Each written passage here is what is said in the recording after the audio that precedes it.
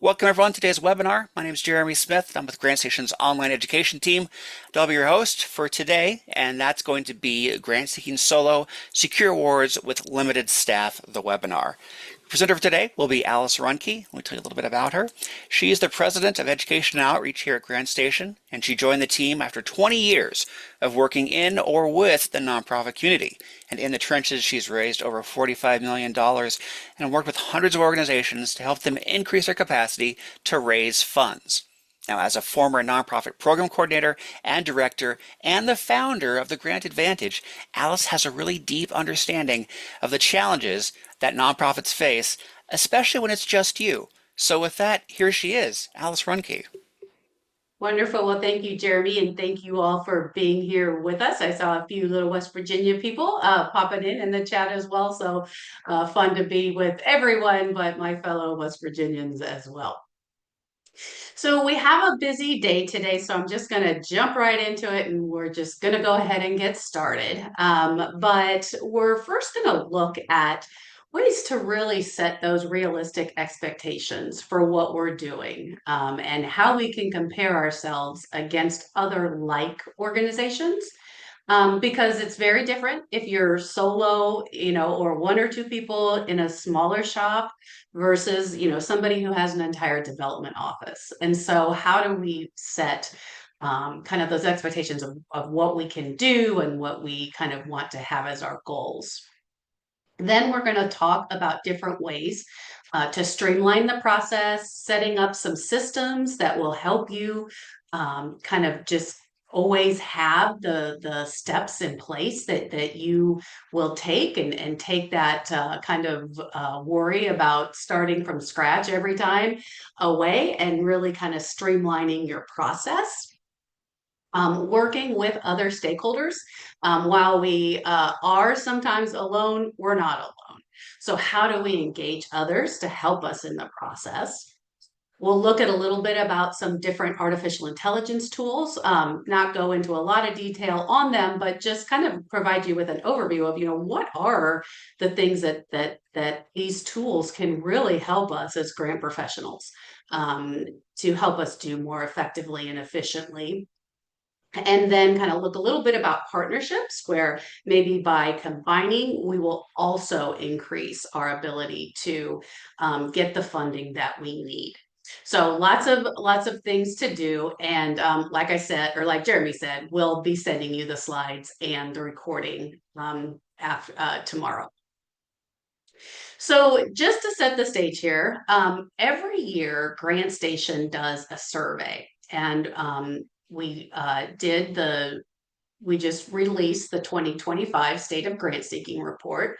And so if you ever have seen it or have been asked to do the survey in the past, again, what we're doing is surveying thousands of nonprofits to kind of see where they're at in their grant seeking, what they're doing, how they're, where their challenge points are, where they're being successful, and those kinds of things to help other nonprofits, again, set those realistic expectations.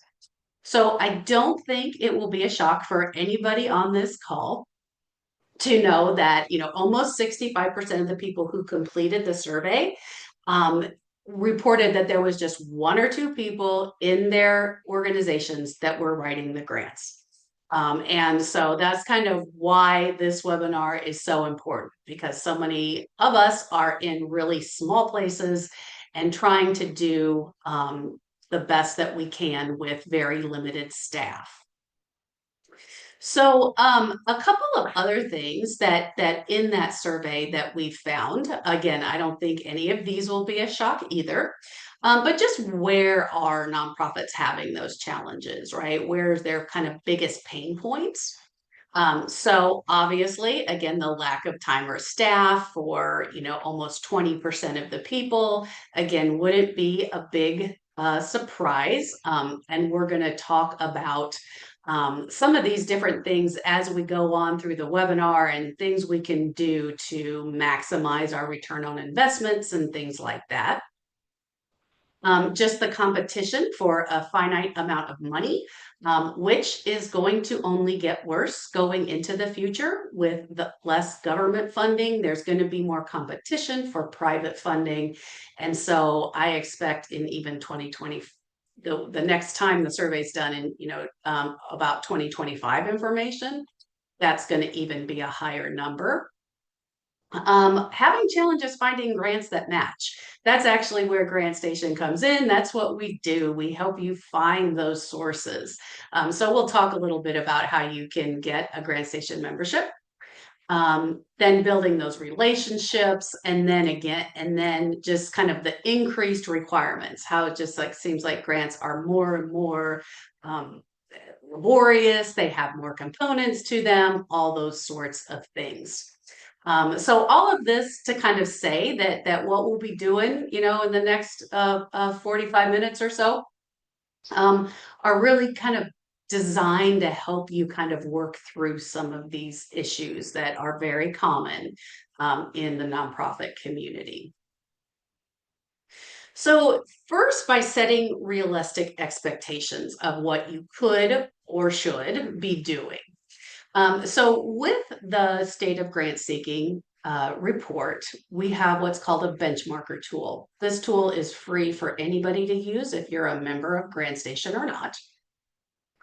And what you're able to do is go into the tool. I'm going to show you a little bit of it here, but you're able to go into the tool and you can put in what your annual budget is, and then what your mission focus is. And just by simply clicking on those two boxes, you can then get a full report to compare yourself to like organizations. So, for example, an arts and culture and humanities organization with a small budget under 100,000, you would anticipate that their grant seeking and where they're getting their grants and how many grants they're submitting would be different from a healthcare organization with a $10 million budget, right? There's no sense in comparing the two organizations because they're just apples and oranges to one another. So what the benchmark tool allows you to do is to compare yourselves, apples to apples, oranges to oranges, with other organizations like yourself. So again, you just go into the tool, and I'm just going to show you a couple of examples using the small budget category and arts, culture, and humanities as the mission focus area.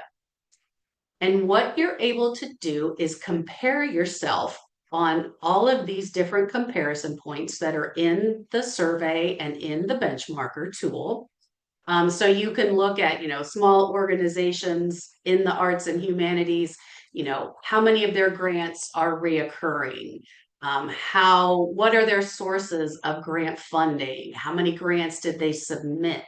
Those kinds of things. And you can compare yourself off of all of these different components. I'm just going to show you a couple so you can see the tool. But it's really, really helpful for you to start to set that stage and not be setting too high of expectations of how many grants you should be applying for and things like that, but kind of finding that nice medium for your organization. So I'm giving you two examples. One of the questions was, what percentage of your organization's funding is from grants? And so here you see you have arts, culture, and humanities, right? That overall, the biggest percentage of arts, culture, and humanities organizations, that 10% or less of their funding comes from grants, which is a little low. That I would think that's a little low, but that's again, these are our results that we're getting from the thousands of people that we surveyed. So you can kind of see here, there is a bit of diversity across the board with arts, culture, and humanities of how much they're grant funded. But then when you look at those small budget organizations, then you can see that again, 10% or less of their funding came from grants, so 41%. So that's the largest percentage on here. And so, you can really tell that those smaller organizations obviously are kind of relying a little heavier on grants because of their smaller budget sizes, those sorts of things. Then over here, you can also just check, this would kind of be all nonprofits that responded, all budgets, all missions, all those kinds of things. A second question being approximately how many grant requests did you submit in 2024? So again, you can see in arts, culture, and humanities, the largest percentage in arts, culture, and humanities, the 26%, submitted between 11 to 20. And you can kind of compare yourself against how many you did versus how many the arts, cultures, and humanities does. Then with the small budgets, however, you're seeing that the largest percentage, 30, about 31%, submitted 3 to 5 applications. So again, it just kind of helps you right size kind of what a realistic expectation is for your organization so that you're not constantly, trying to, think that you're underperforming or not doing enough and those sorts of things, and being able to really compare yourselves and your grant seeking with other organizations. So that can kind of help you, again, set your goals for the year. Again, looking at all those different comparison points, you can go into the tool, the benchmarker tool. I think that's right here under our public resources tab, and then you click on the down arrow and you'll see down here the report. The full report is under state of grant seeking, and then the benchmarker is the tool that I just showed you. You're able to then print out the information. If you're a member of GrantStation, you can save it onto your dashboard. But if you're not a member, you can print it out. Again, take it to your board of directors to talk through what your strategies could be, or your staff or whoever that you have, to kind of, again, kind of right size what you're doing and right expectation yourselves. And this tool is wonderful for doing that and kind of puts the data behind it as well. Especially when people are having unrealistic expectations of what you can do, which many, many people do for grant professionals. For some reason, they all think that we can just do amazing things, kind of in a room with no windows all by ourselves and save the organization, right? So great tool to use, and really to help you set those expectations. So now we're going to move a little bit more towards kind of streamlining the process. And I have a number of different opportunities for streamlining that process. And we're going to talk about each one in more detail. But first is looking at how you're making decisions on the funding opportunities that you are pursuing, so that you're looking at those that will have highest return on investment. So you're not wasting your very scarce resources on things that might be a long shot. How you can streamline your process by having a file of what's called common attachments. We'll talk about that. And then a project planning framework that you can plan your projects out once.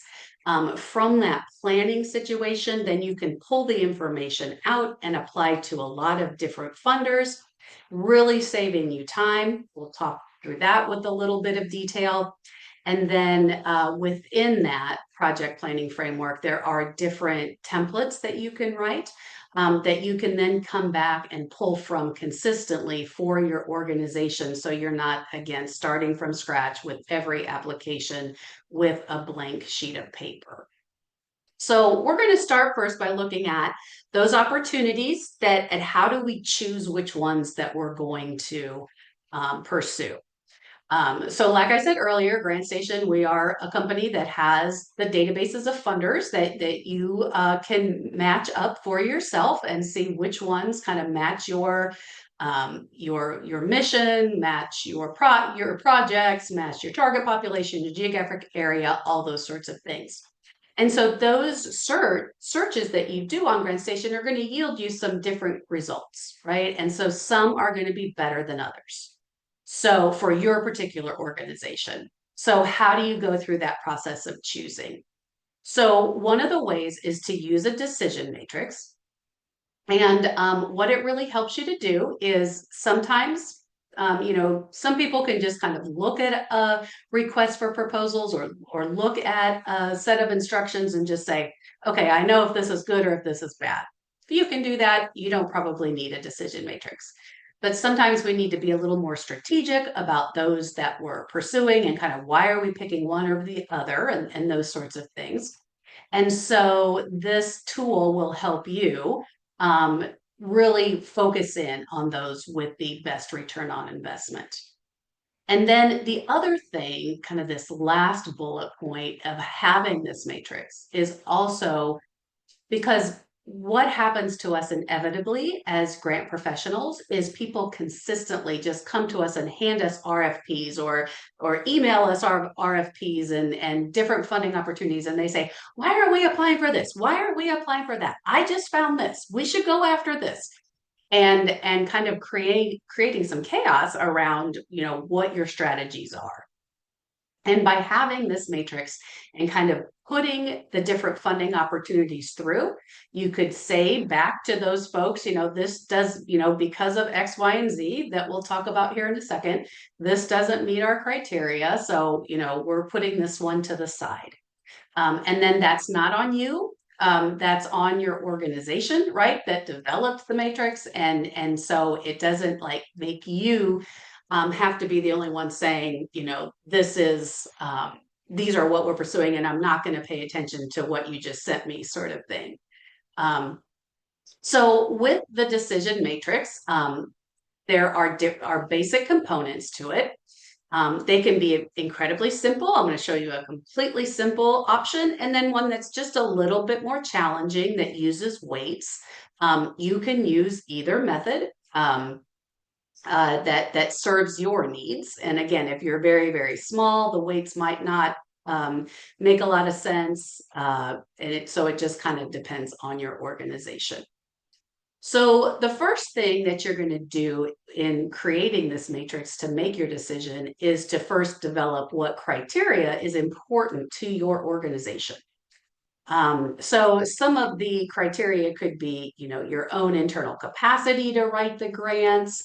It could be how well the funding opportunity aligns with the with your programs, and how well you are aligned with the funder and your relationship with the funder and those sorts of things. Or it might just be looking at what's the best return on our investment. We want to spend as little energy and time as possible to get the most money that we can to support our work. And so how, that's really the most important thing. So all of these could also be equally important, right? It really just kind of goes from organization to organization. So we'll talk a little bit more about the criteria and then the option of adding weights to that criteria. And then having you come up with this overall score to kind of say, this is our red light, this is our orange light, this is our green light for your organization to proceed with a funding opportunity or not. So looking at the different criteria, again, I just took, you can make your own. And again, this is based on what's important to your organization, right? So you may find that, having the time to prepare is a really critical thing. Or you may find that, hey, you have a lot of volunteers and capacity and different things to prepare applications. So that's not as big of a challenge for you. How ready your project is, how many reporting requirements are there? Do you have to do a lot of partnership development in order to get these funds? You could look under strategic alignment. Again, just how aligned are you with the funder? You want to be very aligned with the mission and the geographic area and the target population, all those things. So, knowing that you have that alignment, very important. It could be a relationship with the funder. Let's say, that you, only want to apply this year to funders that have funded you in the past. And that's an important criteria for you, that you don't want to be out there creating new relationships, or you don't have the time or energy or whatever.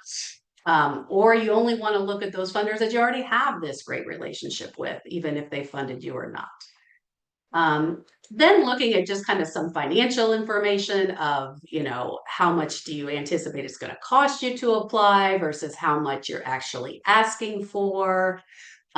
Is the grant amount in the right award amount that you need? So, for example, if somebody's giving out $5,000, but you need $500,000, then the amount doesn't really fit with what you're trying to do, those sorts of things. And then if there's a match, could also be a barrier for you. So this part is again just you looking at your own areas and what is important to your organization. What are those things that you want to then evaluate to say, this is important to us, this isn't, this is less important, or we want to weigh each funding opportunity against all of these different criteria. So that's just deciding for yourself. And you can take these, modify these, all those sorts of things. You can also weigh the criterion. This is an optional part, right? But this would be where you would say, take the different criteria and say, okay, the number one thing that is the most important to us is that we have the time to do it. And so you're going to weigh that score higher because that's so important to your organization. And so you can, if you decide to weigh your criteria, then you can look at, again, where are your bottlenecks? Where are the things that really seem to cause you the most problems? And then you would weigh those different criteria higher than the others. Or again, this is just optional. If you don't want to do it, you could just say, hey, all these things are equal. We'll score them all. We'll get our numbers together and we'll move on from there. So this part is optional, but if you find that you really have those bottleneck areas that just have to be really looked at to decide which funding to pursue, then you can weigh those areas higher. So I'm showing you the matrix, the decision matrix without the weight, right? So on a scale of 1 to 3, I don't think you have to go really high on these numbers. That you looked at the funding opportunity, you looked at that, you have pretty good time to prepare, you're pretty ready, you have the ability to do the reporting, but you're not quite ready with some of the partnerships that might need to be developed for that one, so that got scored a little higher. You very aligned with the mission. The amount was exactly what you wanted. There was no match, which was exactly what you wanted. Those sorts of things. And so you can just go through and score, each one of these based on that funding opportunity. If you wanted to do the weights, right? So in this example, that time to prepare and how ready we are is so important to us that we rated this on a scale of 1 to 3. And you can see here the most important things to us were the time, the readiness, the alignment, the history with the funder, right? So we're going to give those results more weight in our decision. So again, the scores are exactly the same as what they were on the previous slide, but because you're weighting it, right, the scores are going to look different. So you can kind of see here, again, it's just, multiplication right across the board, and getting your score there as a weighted score of 64.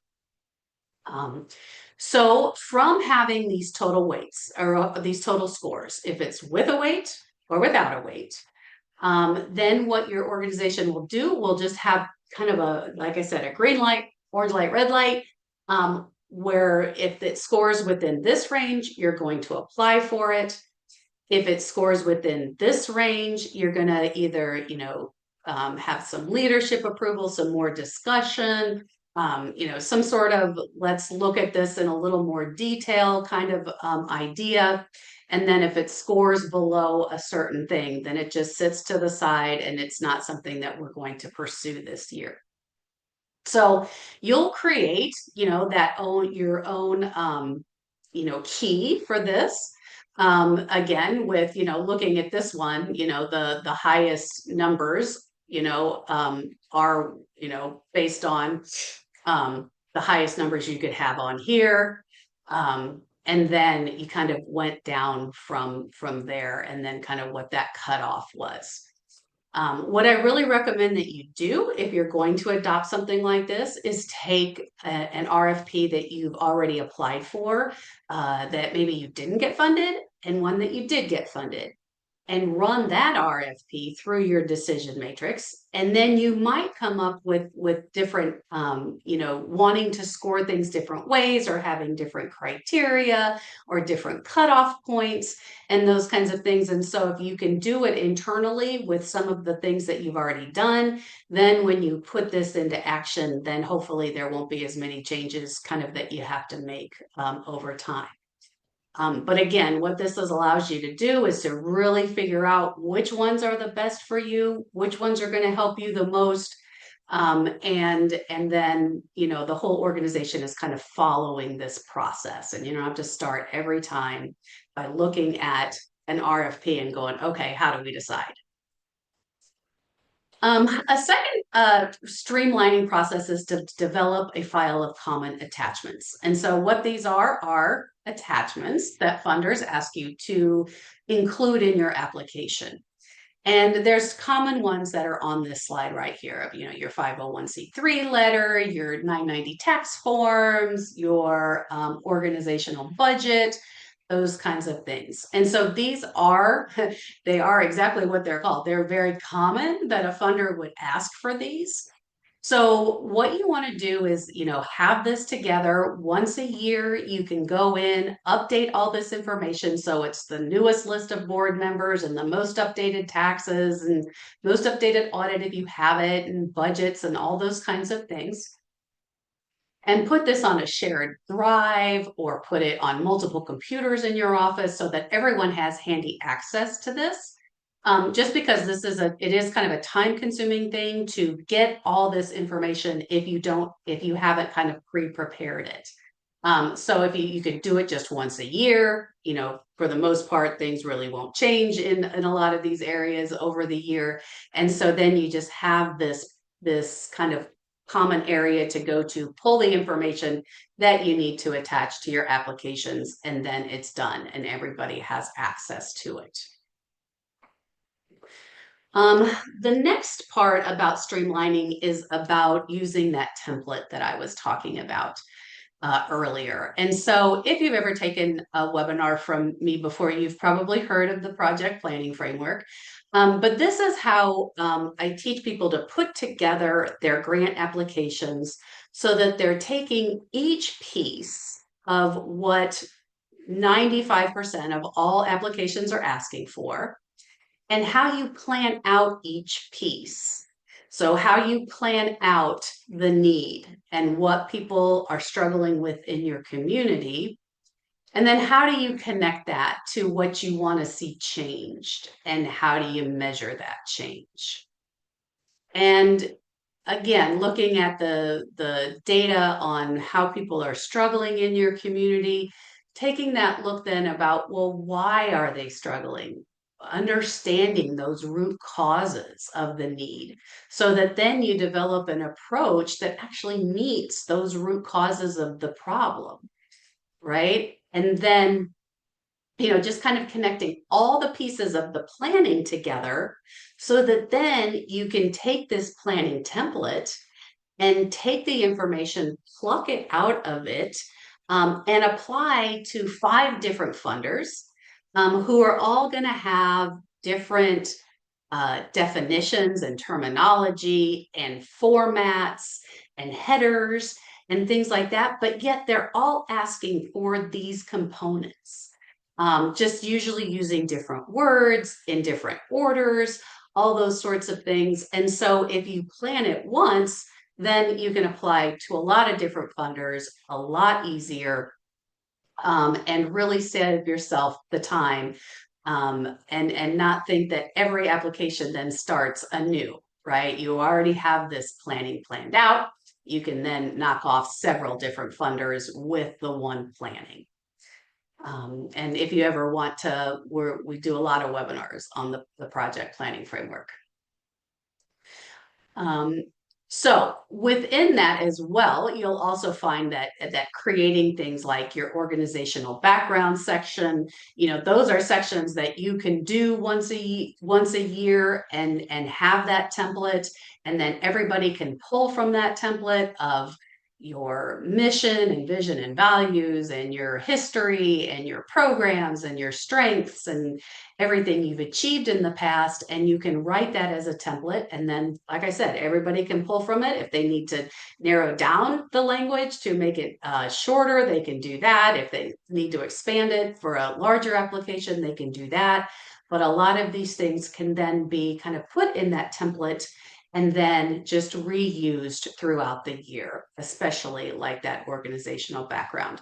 But it could also be different components like the need and doing that research and things like that. So lots of great ways to save time and energy there. And sometimes it's like, oh, that planning, it seems like it's more, but really if you do it up front, it's less work than on the back end. Okay, so now let's talk about our stakeholders and having people to help us out. And I was being a little facetious earlier when I was talking about how, people think that you take a grant professional and you stick them in a room, all by themselves with no windows and go in there and do your magic and come out with this great proposal that's going to save the organization, right? And that's not the way it works. And so I really encourage you, even if you are, like the 65% that I showed earlier, that just have one or two people responsible for grant writing. If there's ways that you can integrate some of the components using volunteers or using your board members or using other stakeholders. And so it could just be having a really fun conversation with, again, your volunteers, your board. Are there people who really like to do editing that could help in that back end editing that you need? Or are there people who really like to do research? And so maybe it's funding research. Maybe they could use use a GrantStation membership and do your research for you so that then you have the funders ready to go and you didn't have to do that. It could be doing research of just what the need data is and things like that. And there's people who just enjoy doing it. And so it's just a fun activity to pull out what people's strengths are. And it doesn't have to be their job descriptions. You might find that the bookkeeper, well, that person is really good at budgeting, hopefully, that maybe they're really good at research or editing, and you could bring them in to help you in that process. So kind of look a little externally to kind of see who else you can bring into the process so that it's not all the weights on your shoulder. It's not all just you. And you can share some of that work with some other people, over time and that sort of thing.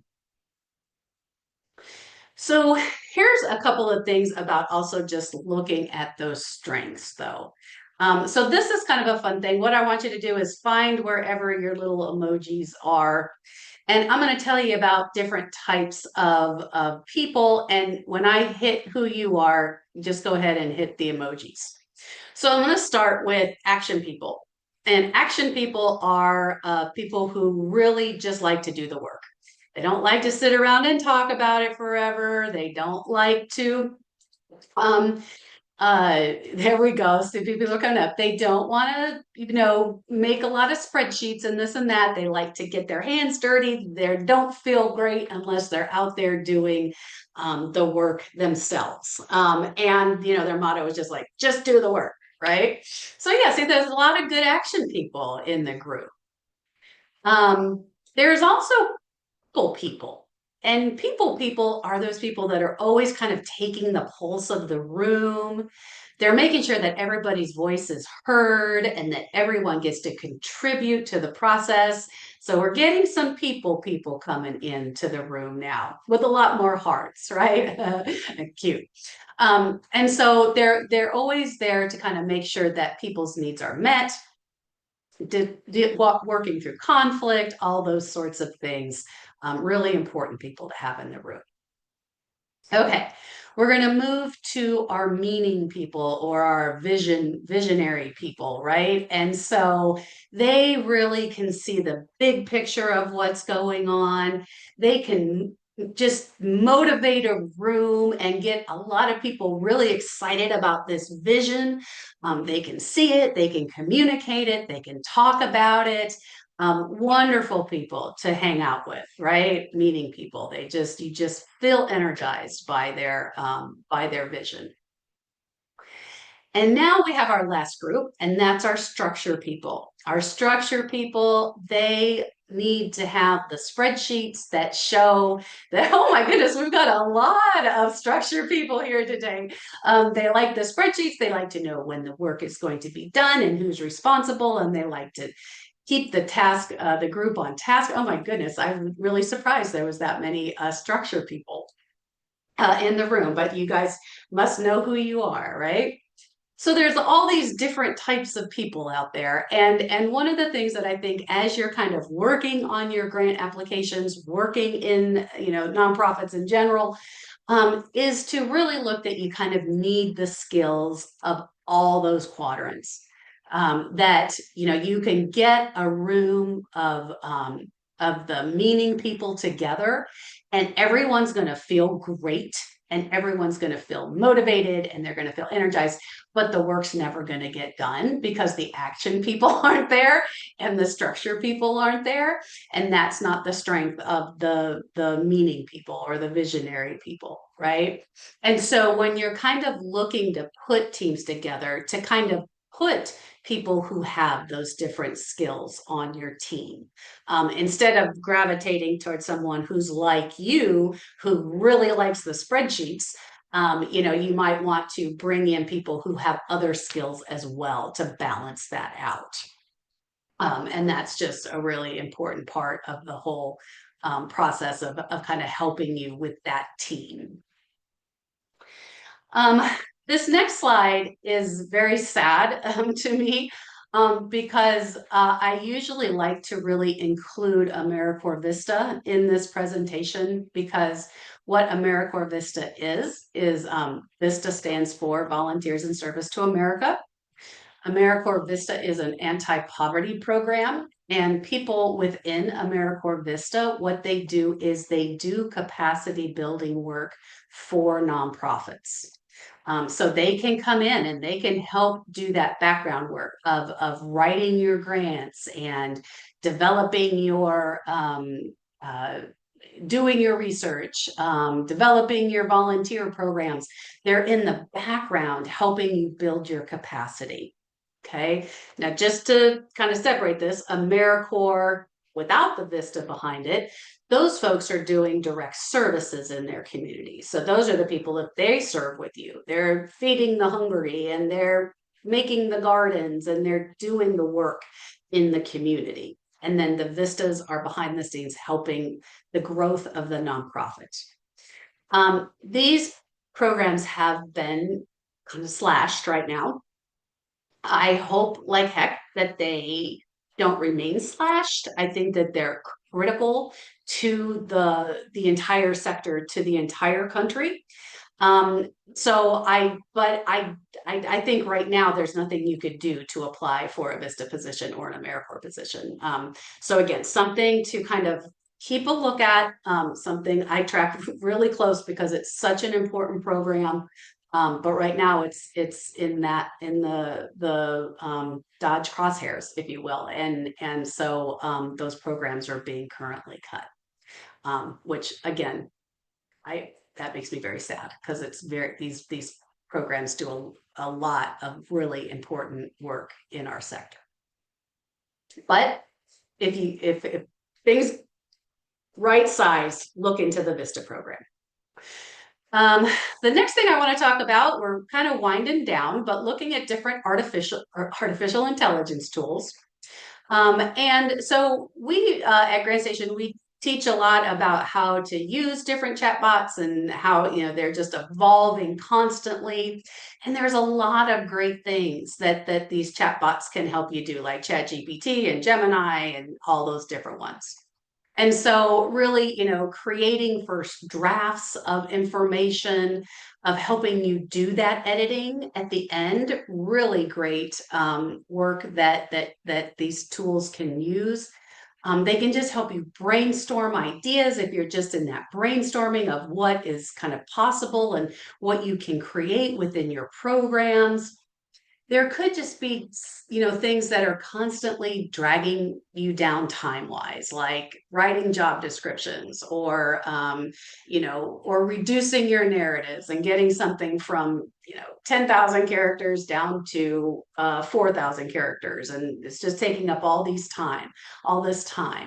And so these chatbots are really great at that. Or taking that planning framework that I was talking about, putting the information into the chat bot, and then asking the questions that the funder is asking to get first draft. And so it would pull just from your source material and give you information back from what you've already created.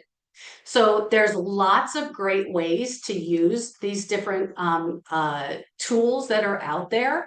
And we have we just did our AI 101, and we're doing our AI 201 on June 3rd. It's a 2-hour workshop. So if you are interested, we're doing that to really show you how to use, again, these tools keep evolving and they just get kind of more and more helpful to us in the grant profession. So really great things that you can use to streamline. And now I'm just going to talk just a little bit about partnerships, and then we'll kind of we will start to wrap up and do some questions. So right now, I also think partnerships are even more critical in this current environment that we're in, where things are more competitive, where we need to advocate for for the work that's being done, and partnering with other organizations is an effective way to do that. So also just looking at, different associations that you might be involved with, or, these words are all synonymous, different coalitions or collaboratives that are doing work, either in your geographic area or with your target population or with the area of interest that you're serving, combining with them and possibly, looking at different strategies to um, share the load in the grant writing or the grant development work, where you work with that coalition and maybe one time one organization takes the lead, and writes the proposal and everybody gets their piece of the money to do the work that they do. Maybe the next time a different organization takes the lead and writes the money in for the other organizations to do the work collaboratively. And that way you don't have to, like, from start to end, write every single application that you want to apply for, but you can be written in and combined in with other applications based on those partnerships that you might have or could develop. So again, for a small organization, that again, with few resources, it's probably a lot easier to collaborate and have them write the grant than it is for you to do it from beginning to end. I've also looked and written grants for different joint programs a number of times, where two organizations came together and they submitted an application jointly. And I was the kind of freelance writer for that, if you will, the consultant that did that. And so again, they shared the cost of me as a professional coming in to do the writing and things like that. And then the application was written. They both had an equal part of the budget. And it was just a more effective way for them to, effectively spend their dollars and their time. And then just also looking, this isn't necessarily, I mean, it could be some of the grant functions that you're looking at with shared support functions. So it could be, again, maybe working with different collaboratives or partnerships and maybe sharing some of the costs of maybe an outside writer or an in-house writer that maybe goes across several different organizations to kind of share that load so that, again, you maybe cannot afford to have somebody on staff, but if you went with three other organizations, you could afford 33% of somebody to do some of that for you. So that could be around, and the shared support functions can go way beyond just grant writing. I mean, it can be shared space, and it can be, having an office person that is across several different organizations, or all sorts of things that we have expenses that we could possibly incur together. And then the last one, not really going to talk a lot about this, but just kind of the merger. That's like the ultimate, right? Kind of this goes from the least amount of connection to the most amount, where kind of you decide that it would be better to merge your organizations together, and kind of reconfigure so that you are able to, as one entity, help the area of interest that you're working in. So that would take a long time. I mean, that's definitely not something you do on the fly, but just some different ideas of how sharing the load can help those in small shops so that you can get more applications out there.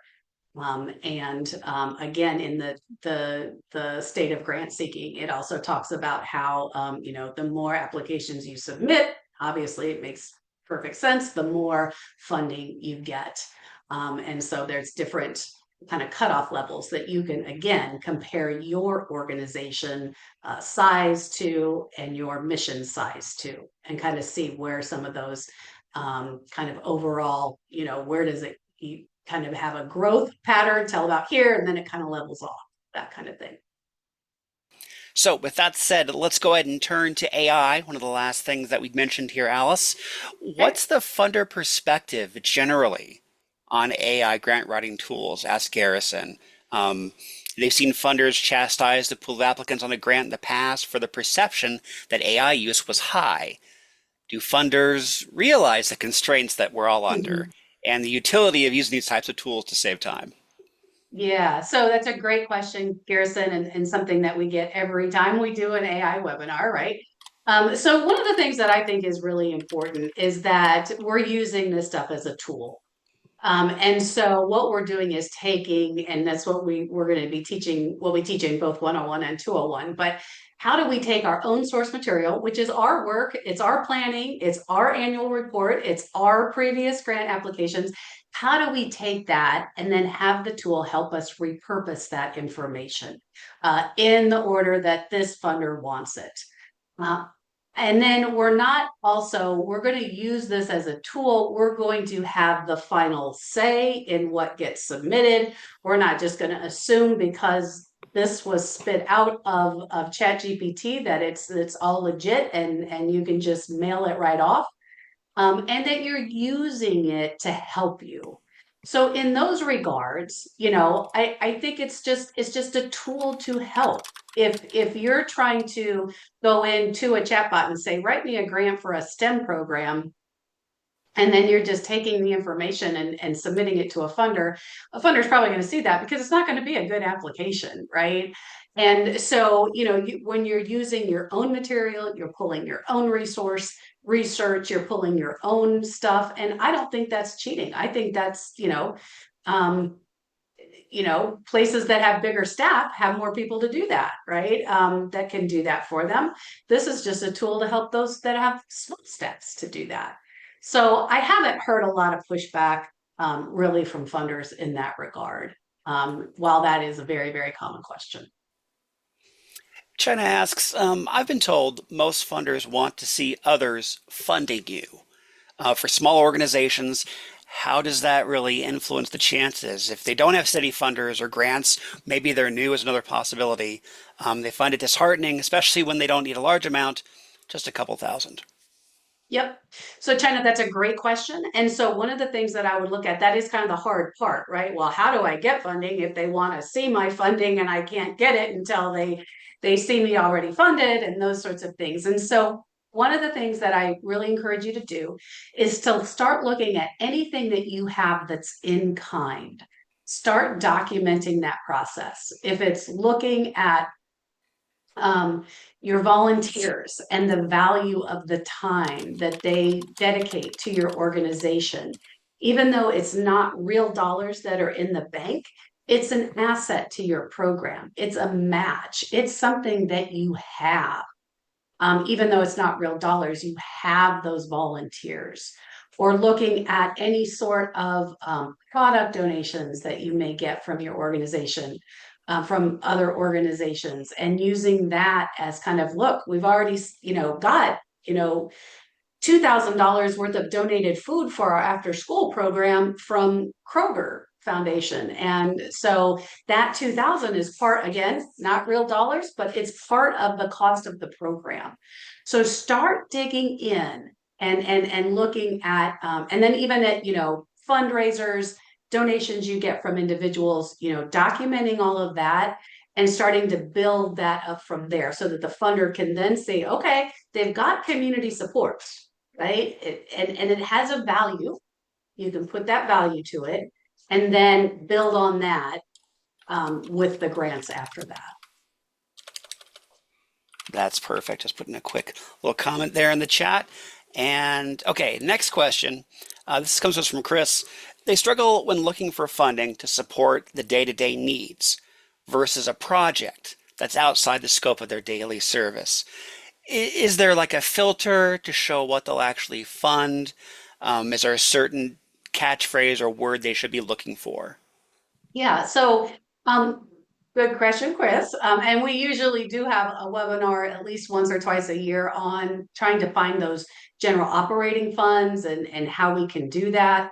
But when you're like using a tool like GrantStation, you can search by geographic area, by area of interest, by your target population, by deadline. And another category that you can search by is by type of funding. So you can search for, would look under terms like general operating support, those kinds of things. And if a funder provides that general operating support, then they would come up in your list. So any, let's say you put in, you're from Kentucky and you serve youth, and then you put in providing operating support, then the funders that provide funding for youth, general operating support in Kentucky are going to come up, and then you can go through the whole process of finding the best ones. So in a short kind of thing, that's how I would do it is by looking at those funders that specifically say they fund general operating support. This next question comes to us from Emily. Do you have any specific tips for people who are coming to an organization that's had challenges with tracking and inconsistency in sort of the grant tracking realm? I'm sure this is a common issue, especially in small shops, where what happened before? What's this grant? Why do we have this grant? Who's in charge of this grant? Have we even collected this grant? What are some ideas you could give them to move forward, Alice, in that situation? That is a good question. So I think that I would probably kind of work funder specific to maybe go back, because let's say you had 5 grants and you don't have the data that shows what you did or anything like that, for whatever reason. Going back to those different funders, talking with them about the outcomes of your different projects. Your organization likely had to communicate something to them, good or bad, right? That if the outcomes were good or bad. And so, connecting with them first might be a good option to see what that data actually looks like. And then before I would really set up let's say your organization actually didn't collect information, right, that they should have been. Before I would go back to funders, I would put that system in place, at least on paper, exactly how you're going to do that and remedy that, before you go back to them. Because they're going to want to see that if, again, in the case that you didn't do it previously, that's going to be a knock against you as an organization. And so you're going to really want to say, these are all of our steps and our policies and our procedures moving forward, and then kind of rebuilding that relationship from there. So I think I would start, with the funder, to see what that history is, and then, like I said, then setting the systems up, to see, what you want to do in the future. Visit GrantStation to see our latest online education offerings in the form of live webinars, interactive workshops, and on-demand learning. GrantStation.com.